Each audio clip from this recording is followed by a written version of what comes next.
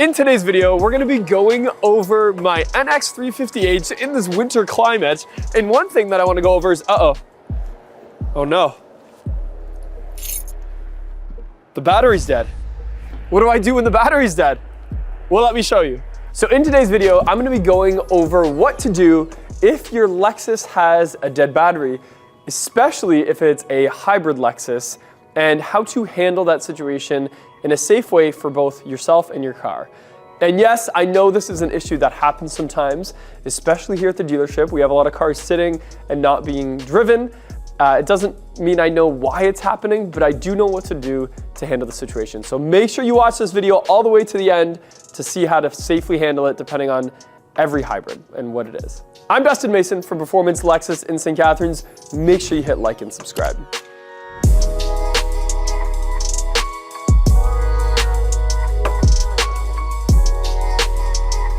Okay, so in order to give you the best education possible, I'm gonna do a bit of a role play, and we're gonna pretend that this NX350H beside me has a dead battery, and I'm gonna go by step. I am faking this, it doesn't actually have a dead battery, but I'll still be able to show you. So the first thing we're gonna notice is that because it has electronic door handles, the car may not open, unless it had enough juice to open up. But if it doesn't open, there is a way to still get in the car. Now, the first thing we're gonna do is look at that digital handle, and you'll notice there's a little panel here to the right. And you can see it starts at the seam and sort of goes here. This panel can actually be popped off. I've done this in other videos, and I'm gonna do it here now for you. Now, usually I would say use a debit or credit card to do this piece, but the internet's a scary place, and I don't want my debit or credit card on this video. So I'm just gonna use this plastic panel popper. Also in a pinch, you can use the key shank, which is important to note, but you can just use this. And what I do is I'm just gonna pry on it a little bit. We're gonna pry in two places. We're gonna pry on that seam, and you'll hear a little click. Now this cap has released fully, and we can sort of pull on it. Now sometimes I also pry on the back as I do this, and it'll slide right out. And I'll give you a really good look at what that cap looks like, because it pops out the opposite direction than I would have first thought. You can see it kind of just slides in there and pops out straight, where it looks like it would pop out towards the back of the vehicle. So just please remember that as you're doing it, it's gonna pop straight out. So once that's out, the next thing you're gonna do is you're gonna press on the push button on the side of the key, on the key fob. You're just gonna press in that corner and pull the keychain part out. So this is the key shank. This is what we call the key shank. And once this is out, we're gonna put this into the lock, and you're gonna wanna do it twice, because that'll activate that mechanical lever that we're gonna do in a second. So now you'll see at the bottom of the front of the handle, there is this little lever. It's kind of hidden, but I promise you it's there. And what I do is I sort of just get my finger under it and I pull it out like that. So I'll make sure. There we go. Now it's opening, and you can do that manually. It sometimes hurts the finger a little bit, but I promise you it still works. So now that we're in the car, Dustin, we just did all that work to get in the car. What do we do next? First thing we're gonna do is pop the hood. To pop the hood, you can see this is a brand new car still, is this little lever off to the left, and we're just gonna pull that once, and we'll hear a pop. And now we can go to the front of the vehicle, and what I always recommend, take that cap and just put it in your cup holder, because you don't wanna lose it. And we'll go to the front of the vehicle. It's not super hard because there is some struts and things like that, but where you're gonna find the release is pretty much, and I'm sure this is on purpose, pretty much right above the Lexus emblem. So you'll see the Lexus emblem on your grille, and it's right above that, and you can just pry on that, and it's gonna open it up with the other hand. So now we are under the hood, and the first thing you notice, because now we're gonna go boost the car with some jumper cables or a power pack or something like that, and you'll notice there's no battery under here. So what do we do, Dustin? Well, the battery's in the trunk. However, we need to get to the trunk, and it's a power trunk. And we don't have to climb over seats and rip leather and stuff like that. So we're gonna do a little hack here. To the right, there is a relay and fuse box. And what we're gonna do is we're gonna pop that open. There's two clips on the back and one on the front. And now we've opened up that beautiful fuse panel that I'm sure most people aren't gonna ever touch. And in here, we can see, it's like a little plus symbol. This is a battery post. So you can see it's red, it's got a plus symbol. We're gonna open that up. And now we have a good spot to clamp onto. Now for this video, I'm just gonna use some fake clamps that I have here. Usually you would have a lot more space than this. And we would clamp on just like so. Usually they're bigger, but it gives you an idea. So that's gonna be for the positive. Now for the negative, and this is where, unfortunately, so many people have gotten it wrong, because you're immediately gonna think that you should find the closest ground. However, the closest bolt and exposed metal actually belongs to some of the most expensive parts of this car, and that is this hybrid system right here. So you'll see all these bolts. Please, please, please do not ground to any of those bolts whatsoever. The best spot is gonna be just on the other side of the engine.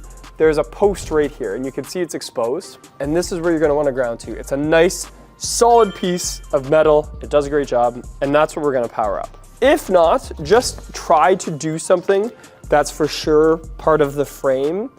We don't wanna do any of the casings, because what you see as a casing could be the outside of one of those modules. Also, this strut bar right here is probably also okay if you don't have ones that could reach. Because what we're gonna do here, people, is we're not going to actually start the car from here. So if you had to, you could have it set up like this, because we're not gonna use a lot of power. So now that we have some power going to the vehicle, resist the urge to get inside and start it up. And if you have a tow truck driver helping you, please make sure that they don't do the same thing, because we don't wanna start the vehicle from here. We wanna start the vehicle from the actual battery itself. So now we're gonna go to the back of the vehicle. Okay, so now we have power, so we can open that rear trunk normally. And that's really all we just powered this up, is to get this trunk open to make it safe so that we can start working back here in the trunk. So back here, depending on if you're on your way home from like a Costco run or something like that, you might have a lot of stuff back here, and it is important to try to move some of it around. You can put it in your back seat, or I'm just gonna put it on the floor. You can leave the top tonneau cover. However, we are gonna move this little net that's there. And you could sort of just unhook one side and just fold it off to the side. And the next thing we're gonna do, we have this beautiful carpet that says Lexus NX. We're gonna move that as well, just up and a little bit out of the way. And we're gonna continue, you know what? We're gonna move the net totally out of the way so that I don't have to struggle in front of thousands of people. And then we're just gonna move this up, and it's cool because it kind of folds up out of the way anyway.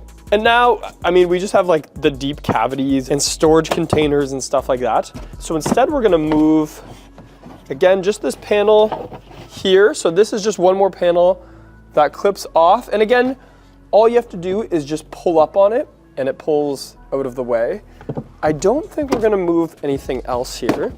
Okay, so just this one. So this is the main panel for the battery. When you look at it dead on, you can tell that it's made to have your hand go underneath by just seeing right here, okay? So you just lift on it, it pulls up, it's plastic. We're just gonna move that out of the way. And now we have access to the battery. And all you're gonna do is lift up on the positive, and you're gonna clamp right there on the positive battery, and then you're gonna clamp right to the negative battery post, which is right here. And then we can go inside the vehicle and start it up again.